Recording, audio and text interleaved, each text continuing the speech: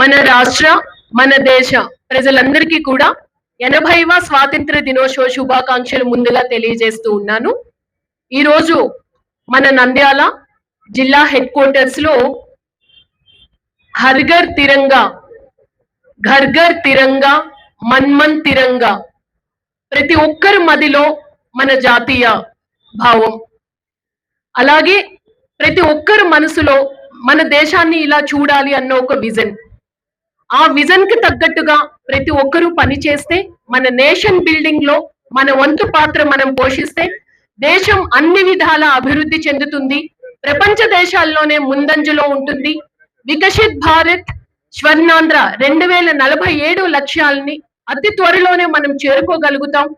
ఎంతో అభివృద్ధి చెందిన ఆంధ్రప్రదేశ్ ని, ఎంతో అభివృద్ధి చెందిన దేశాన్ని మనం చూడబోతున్నాం. దానికి ఈ రోజు మన నంద్యాలలో ప్రతి ఒక్కరిని కూడా భాగస్వాములు చేసి ఈ ర్యాలీలో ఆ దేశభక్తి స్ఫూర్తిని నింపే విధంగా ఈ కార్యక్రమాన్ని ఏర్పాటు చేయడం జరిగింది. కార్యక్రమానికి హాజరైన గౌరవ మంత్రివర్యులు, అలాగే మన నంద్యాల ప్రజాప్రతినిధులు, పెద్దలు, పుర ప్రముఖులు, అధికార బృందం, ప్రజలు, ప్రింట్ అండ్ ఎలక్ట్రానిక్ మీడియా అందరూ భాగస్వామి అయినందుకు పేరు పేరున ప్రతి ఒక్కరికి ధన్యవాదాలు తెలియజేస్తూ ఇదే స్ఫూర్తిని కొనసాగించాలి.